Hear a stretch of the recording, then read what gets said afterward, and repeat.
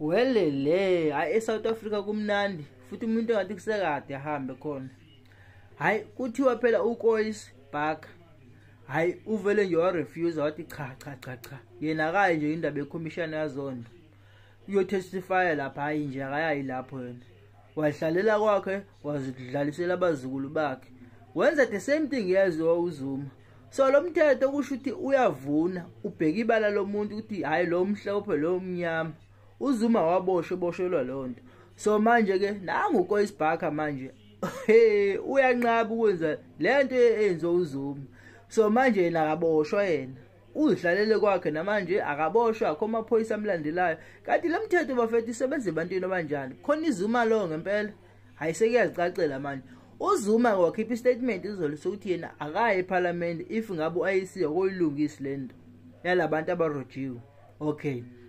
Hayi ke njobe sekhiphe lo statement kuthiwa ke manje kusekulinda uZondo ke manje ukuthi azo implementa imithetho emisha eParliament. Okusho ukuthi ke lo mthetho kade uthi eParliament since kuhlala abantu abawu400 so kumele at least kube nabantu abawu350. So if benganele abantu abawu350 eParliament ophoqa ukuthi ihlakaze iParliament eqale phansi kuvoto.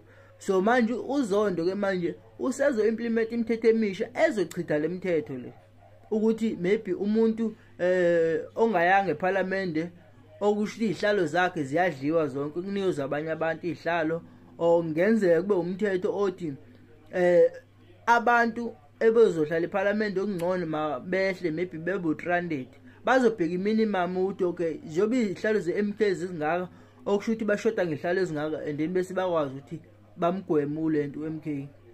So bafethu iZuma lo isikhona bengicane ngilalele le video